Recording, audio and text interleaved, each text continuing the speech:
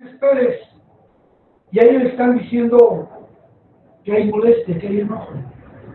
Eso quiere decir que, de alguna manera, hay una historia previa de un individuo que tiene emociones, que tiene sentimientos, que tiene un bagaje cultural, que tiene una extracción y que por lo tanto tiene diversas modalidades de cómo enfrenta el dolor o enfrenta el sufrimiento.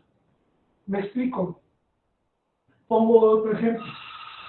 Con frecuencia en los hospitales rurales hay mujeres que han llegado a tener un parto fortuito, llegaron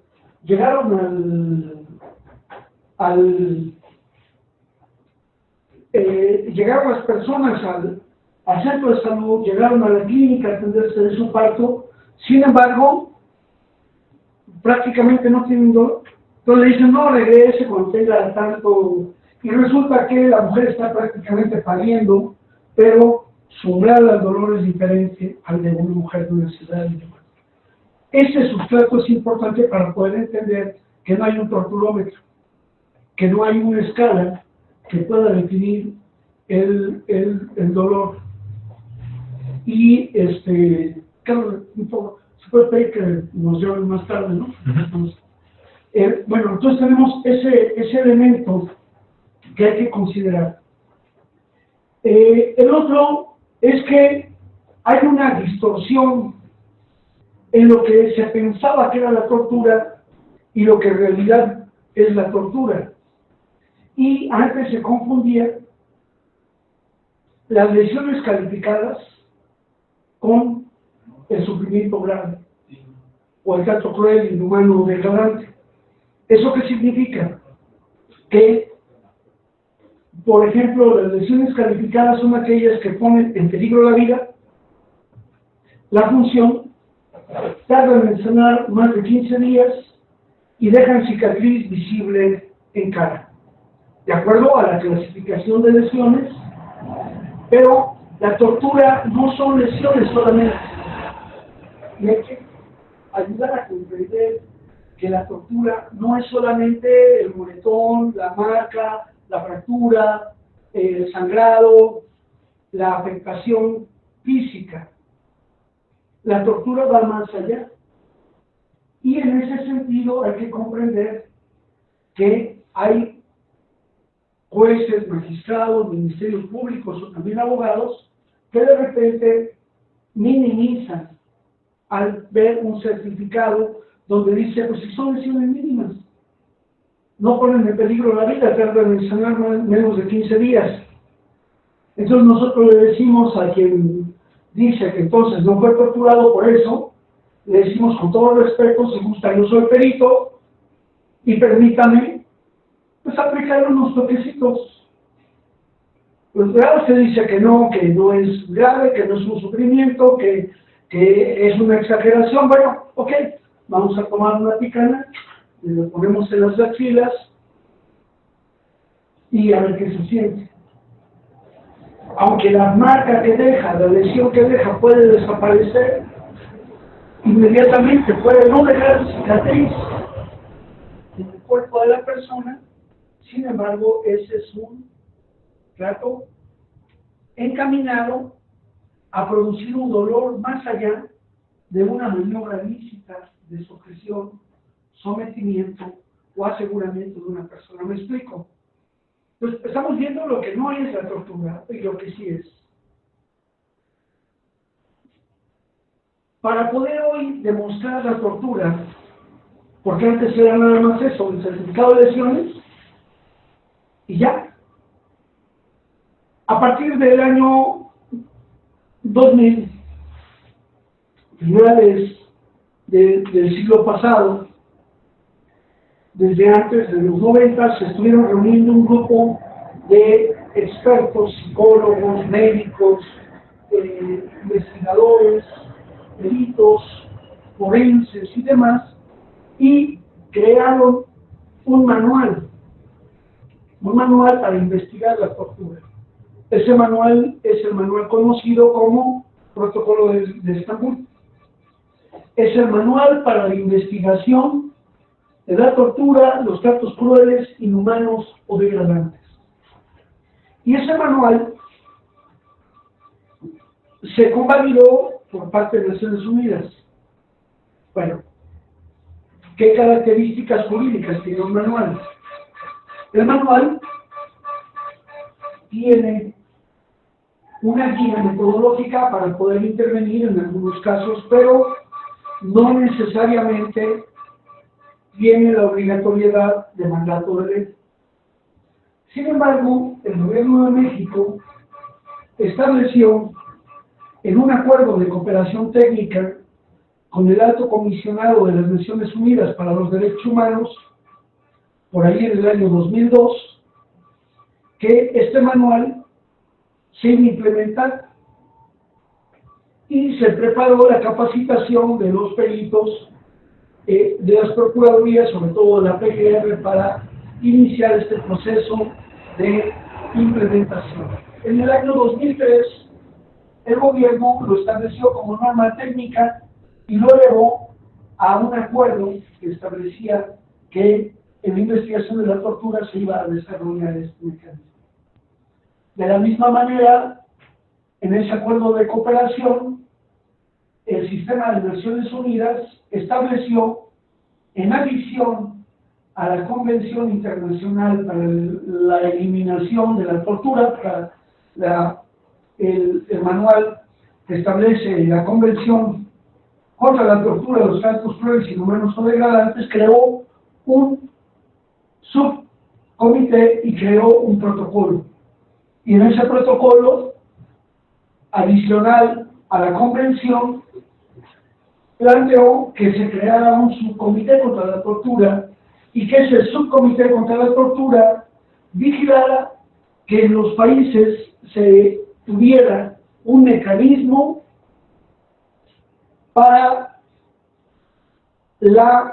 un mecanismo nacional para la prevención de la tortura. Con la oposición de muchas organizaciones, el Gobierno de México pidió que ese mecanismo lo llevara a la tercera visitaduría de la CNDH, que es la que se ocupa de los asuntos indígenas, y hoy la CNDH es el Mecanismo Nacional de Prevención de la Tortura, y ha hecho muy buenos informes respecto a la situación penitenciaria, que es uno de los objetos de atención prioritaria del mecanismo. Sin embargo, estas opiniones y valoraciones han sido insuficientes porque no ha logrado el mecanismo influir para que todas las recomendaciones que emanan se conviertan en normas jurídicas y sobre todo haya sanciones para todos aquellos centros penitenciarios que están propiciando la violación de los derechos humanos y sobre todo de los abusos, tratos crueles, inhumanos o degradantes al interior de las prisiones. Y es por eso que hoy estamos viviendo esa crisis.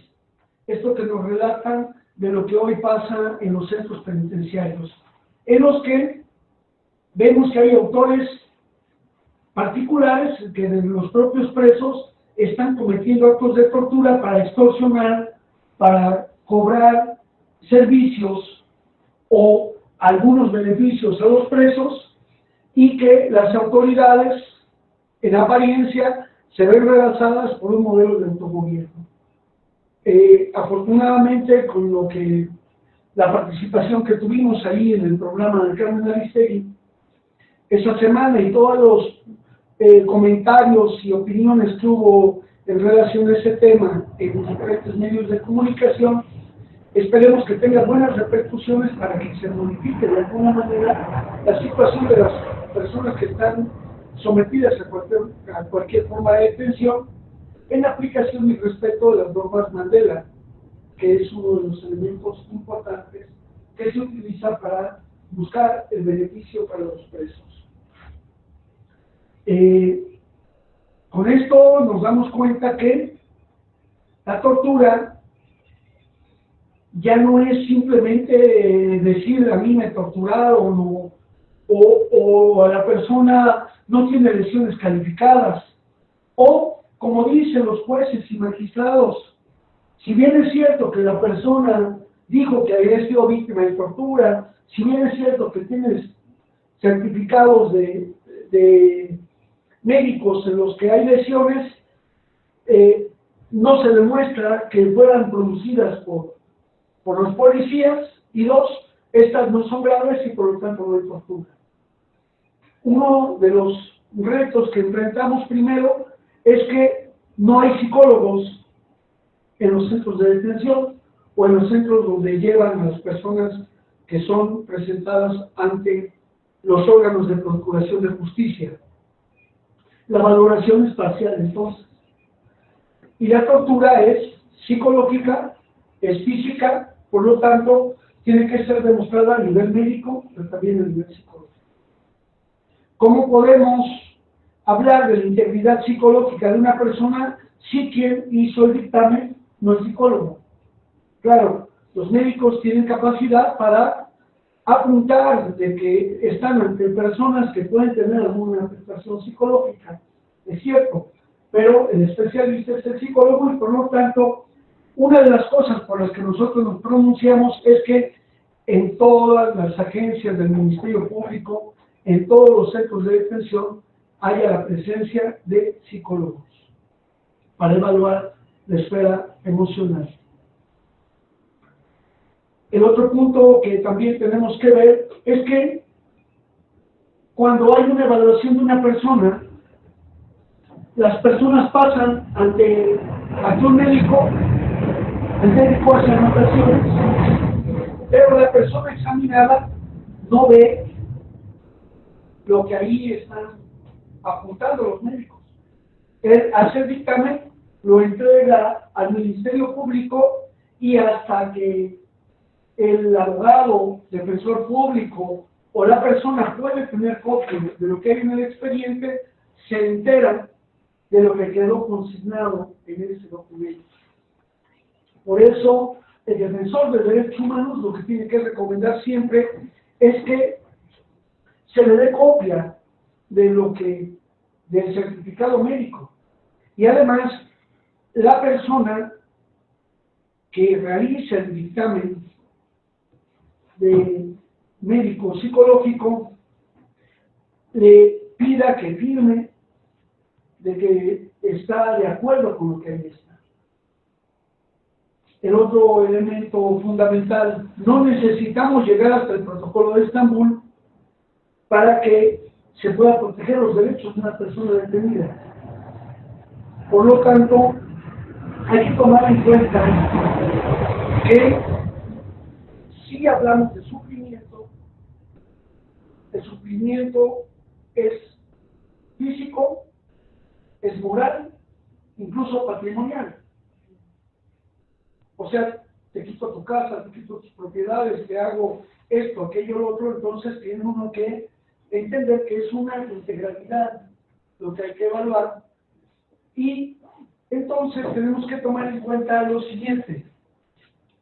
En materia de investigación de la tortura, nosotros vamos a ver que hay signos,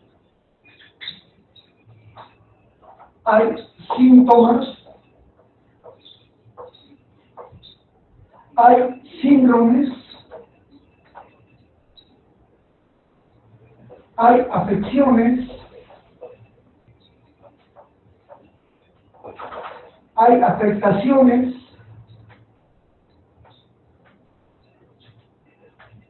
o secuelas.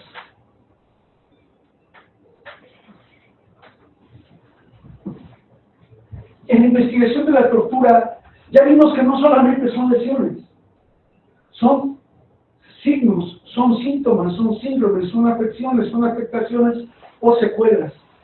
Vamos a explicar cada uno de ellos. ¿De qué carecen la mayoría de los certificados que se practican? No tienen signos vitales. ¿Qué son los signos vitales? ¿Qué signos vitales conocemos? presión arterial. La presión arterial, Respiraciones por minuto. las respiraciones por minuto, Temperatura. la temperatura y el pulso. Ya con esos elementos nosotros podemos saber, se llaman signos vitales porque la variación de estos signos, que son registrados y son constatables, nos hablan de que se puede poner o no en riesgo la vida de una persona. Si la temperatura baja por ahí de los 35 a los 75 grados, puede la persona morir por hipotermia. Si la temperatura sube por los 40, de baja de los 35, pues se puede morir. Y si sube de los 40, ¿Le tienes que poner pues tienes que poner un termómetro o de plano pues le tocas y dices, pues no, está más cuando frío. tienen las manos frías. Las manos, dedos morados, ¿no? Sí, pero bueno, O los labios. ojo, ahí están, hay signos físicos, pero hay signos también que son constatables. Uno dice, pues tiene mayor temperatura que lo normal, al menos está más caliente su frente que la mía. Si yo estoy sano, mi temperatura estará por alrededor de los 36.5 grados al exterior. Internamente está por los 37 grados. Si le variamos más allá de los 40, la persona puede morir. Si le bajamos de los 35, la persona también puede morir. ¿No puede tener hasta 39? Puedes tener 40 grados, pero no puedes mantener 40 grados todo el tiempo. Eso cuando hay fiebre, los mecanismos de defensa del organismo se activan y nos ayudan. Pero los signos son fundamentales. Los signos son objetivos, se ven. Los síntomas no se ven, se pueden intuir. Por ejemplo, yo traigo aquí molestia, y traigo esta parte está más panzona que la otra. Bueno, pues aquí se ve una deformidad, eso ya es un signo. Pero si me está doliendo, tal vez yo lo que hago es andar así y pongo cara de, ¡ay! Me duele. Esa cara de ahí me duele puede ser fingida, puede ser real, y pues ya un médico le evalúa. Y en ese sentido es precisamente lo que hace el protocolo de Estambul, porque nos va a decir todo esto, y todo esto lo vamos a constatar contra. ¿Y qué son síndromes? Ahorita vamos a verlo, pero bueno, esto lo vamos a constatar contra 4 aspectos. Ahorita lo vamos a ver. Un síntoma es una sensación subjetiva de algo. Me duele, me lastima, me molesta, siento la cabeza grande, me siento sordo. Para poder comprobar la sordera, la tenemos que hacer mediante un aparato para medir la audición, pero puedo yo tomar el síntoma y el síndrome, les pongo el ejemplo más claro, es el síndrome febril. Yo puedo tener fiebre por un montón de razones, porque corrí mucho, vengo corriendo un maratón, vengo corriendo, y entonces mi cuerpo entró en un estado de ejercicio intenso que genera calor. Entonces yo me pongo rojo, tengo taquicardia, toco la piel, está caliente y estoy sudando. Es lo mismo que una persona que está acostada, tirada, con fiebre porque tiene catarro. O es una persona con cáncer que tiene fiebre porque hay una alteración ya de su sistema inmunológico que produce fiebre. Eso genera un síndrome, un conjunto de signos y síntomas que pueden ser derivados de muchos factores, pero que todos más o menos tienen eso. Un síndrome doloroso, pues se ve con la cara de dolor, con la persona que se mueve menos, en fin. Pero ¿a qué se debe ese síndrome doloroso? Pues no lo sabemos. Puede ser, por ejemplo, en este caso, me duele el abdomen, me siento así, puede ser pues por muchas cosas, una colitis, una chikungunya, puede ser una infección, puede ser una gastritis, o incluso puede ser que me aprieta la ropa, qué sé yo. Bueno, signos, síndromes, pues sí, de repente dices que siento como que trajera algo clavado por aquí en la espalda, y cuando vamos a revisar a la persona, en verdad, ves y trae el gancho clavado de la ropa que se le quedó ahí pegado, de la caja, y ahí dice, no, entonces, bueno, ahora, la afección es que, derivado de todo esto, a lo mejor yo estuve todo el tiempo en una zona con mucho calor, no me dieron agua, no me dieron de beber nada, me tuvieron en un vehículo con mucho calor, y entonces la afectación que yo tengo es dolor y a toda la orina, porque la orina se concentró. No estoy enfermo de los riñones, pero la orina se concentró y por lo tanto me arde para orinar, porque prácticamente no me dieron agua. Pero si sigue eso, entonces me va a producir una infección de vías urinarias. O me dieron golpes de telefonazo así en los oídos, y entonces yo voy a tener un síndrome de hipoacusia, o sea, disminución de la audición y ruptura de la membrana del tímpano. Y las afectaciones o secuelas es aquello que me deja como la fractura, como me tuvieron mucho tiempo con las esposas colocadas de esta manera, y por lo tanto hoy tengo anestesia en una parte de mi cuerpo, o quedé con una secuela que ya no veo bien, que ya no, etcétera. Es cualquier afectación o secuela. Entonces la tortura puede estar vinculada con todo esto por sus efectos inmediatos, mediatos o tardíos. Y bueno, hasta aquí hacemos este cierre para luego pasar a otro elemento importante en la investigación,